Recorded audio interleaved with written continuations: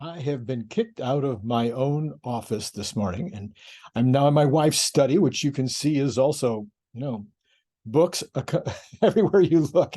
Yeah, actually, you can go around the room and see way more of the same. So, and then if you go to her office over at California Baptist University, you will see another couple of thousand books. Anyway, this morning we're going to be talking about a book. That's why I bring it up. Walter Isaacson is currently doing the world and Tesla and investors in Tesla an amazing service, while he's seemingly willing to talk about stuff that might upset people, might even upset you, and certainly has created a lot of confusion and a lot of back and forth over the last few days.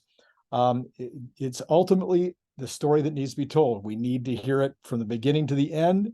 The more, the better. That's what I tried to do in my books. I'm a fanboy, but I didn't want to pull any punches. I wanted to tell the story exactly as I believed it to be true. On Tuesday, I'm going to get my copy of the book and I will read it as fast as I possibly can. And I will pull out key portions that I think you guys will want to hear about. And I trust that this channel will be probably the first to hit with a lot of the most important things out of the book, because I'm going to read it through. Like, I'm not going to slow down on Tuesday. I plan to finish the book on Tuesday, if not by Wednesday. And along the way, I'll be doing shows. Maybe I have to do more than 3 a day in order to do it right. I don't know. We'll find out. Now, that doesn't mean I'm going to cut back on the important news of the day. We will still have our morning show. We will still have our Wednesday afternoon show. We'll have our Friday night show, all those normal shows. But a lot of the other ones during the week will probably be consumed with the Walter Isaacson biography. All right. And then what I'm going to do today, they've been doing these excerpts. I'm going to do one of the excerpts today because it was important and critical stuff that you do want to know. And I really wanted to get it to you as quickly as possible so that you would be in the know, which is a key part of what we try to do here. This is Randy Kirk. Hit like, subscribe, hit notify if you want to be notified every time one of those Walter Isaacson articles comes out. There could be more over the weekend. He's been putting out excerpts almost every single day. So there could be something tomorrow, something on Monday. Hit notify, which in order to do that, you need to hit subscribe. And we will, of course, talk about the camo and the regular Cybertruck bottle opener at the end, although I don't have my samples at hand. So I don't know how I'm going to do it without samples. Okay, listen. Here's what happened today. Here's what's out on the street today. Here's what was excerpted from the book. The neural network, read much? The neural network planner that Schroff and others were working on took a different approach. Instead of determining the proper path of the car based on rules, Schroff said, we determined the car's proper path by relying on a neural network that learns from millions of examples of what humans have done. And I think most of you already know that. That's what you've heard. Certainly that's what I've heard.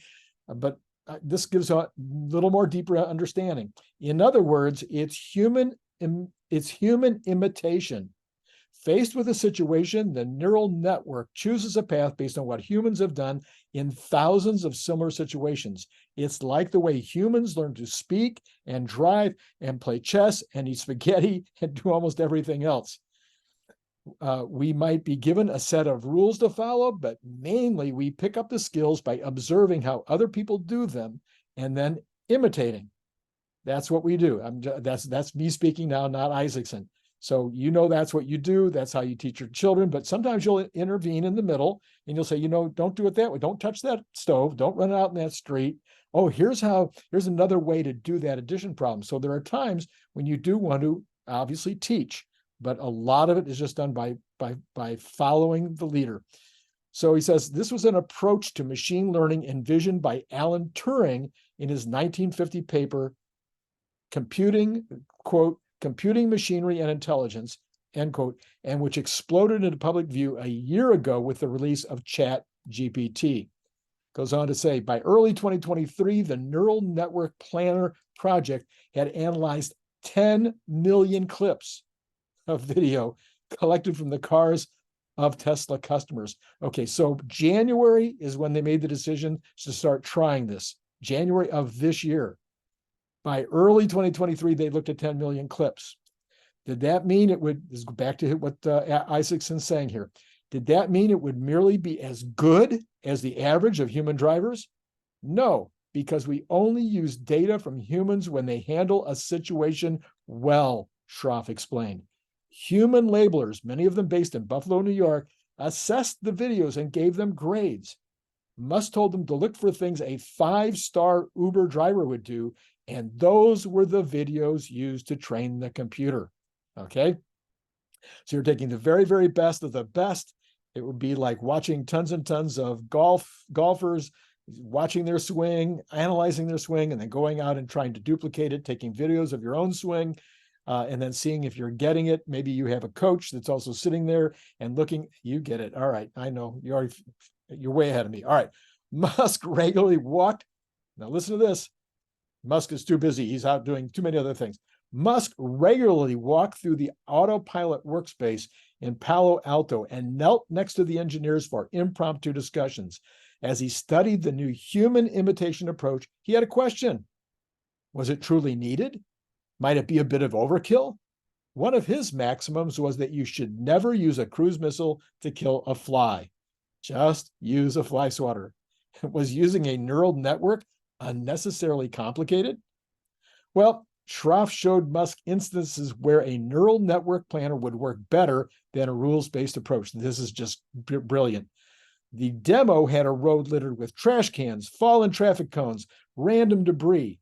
A car guided by the neural network planner was able to skitter around the obstacles, crossing the lane lines, breaking some rules as necessary. Quote, here's what Schroff said. Here's what happens when we move from rules-based to network path-based. Schroff told him, the car will never get into a collision. Let that sink in. The car will never get into a collision if you turn this thing on, even in unstructured environments. So that is a huge difference. He went on to say, machine learning systems generally need a metric that guides them as they train themselves. Musk, who likes to manage by decreeing what metrics should be paramount, now he gives them a lodestar. He wanted to know what is the number of miles that cars with full self-driving were able to travel without human intervening. I want the latest data on miles per intervention to be on the starting slide at each of our meetings, he decreed. He told them to make it like a video game where they can see the score every single day. Video games without a score are boring, so it'll be motivating to watch each day as the miles per intervention increases. So members of the team installed massive 85-inch television monitors in their workplaces that displayed in real time how many miles the FSD cars were driving on average without intervention. Not daily, not hourly, no, real time. They put a gong near their desks, and whenever they successfully solved a problem, like the right-hand turn in Santa Barbara, like the left turn, Chuck Cook left turn, every time they successfully solved a problem that was causing an intervention, they got to bang the gong. Then there was an earlier test drive up in Palo Alto, not the one we all watched a couple of weeks ago, but back in April, they did a similar test drive. And after the test drive, which went really well, Elon addressed the team. Now, this is back in April. He said, amazing work, guys. This is really impressive. They all then went to the weekly meeting of the autopilot team where 20 guys, almost all in black t-shirts, sat around a conference table to hear the verdict. Many had not believed that the neural network project would work. Musk declared that he was now a believer and that they would move all of their resources to push it forward. During the discussion, Musk latched onto a key fact that the team had discovered.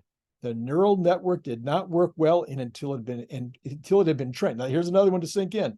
The neural network did not work well until it had been trained on at least 1 million video clips. This gave Tesla a huge advantage, says a big, huge advantage, a massive advantage over other car and AI companies. It had a fleet of almost 2 million Teslas around the world collecting video clips every day. He says, we are uniquely positioned to do this. That was actually Eliswamy said at the meeting.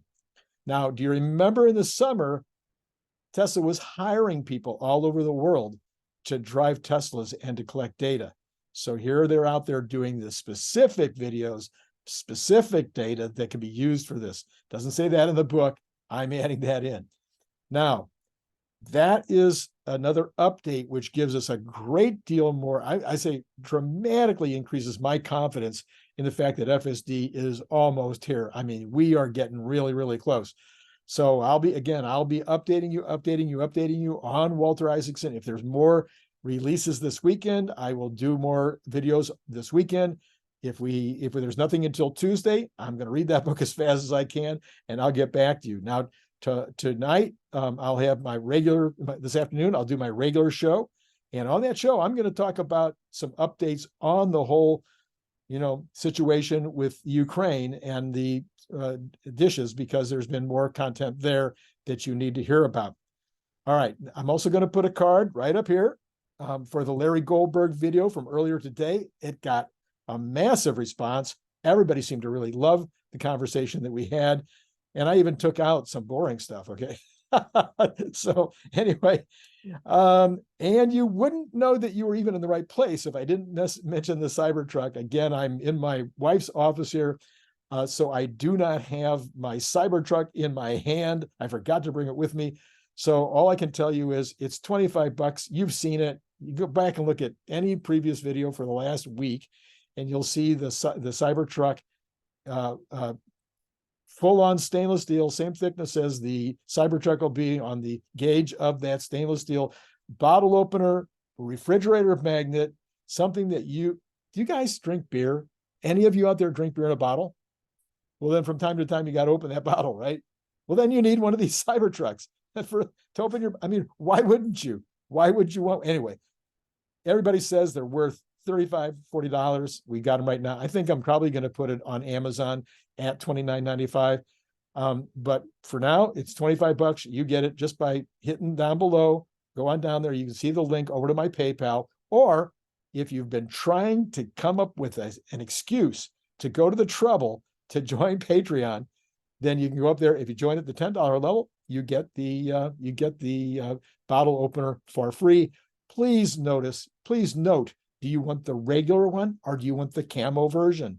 Let me know that. And also throw in your address if you're doing this on Patreon. If you're doing it on PayPal, I get your address automatically, but in the notes, please put camo or regular. It'll save you and me a lot of time in that. Oh, by the way, if you're not in the United States and you want one of those bottle openers, I need an extra $20 for freight. So $20 period, no matter how many you buy. So if you buy one for $25, just add 20 for 45. If you buy 10, that would be 250 plus the, you know what? If you buy 10, I'll throw in the freight. So forget it. But up to 10, please throw in an extra $20. Anyway, this is Randy Kirk.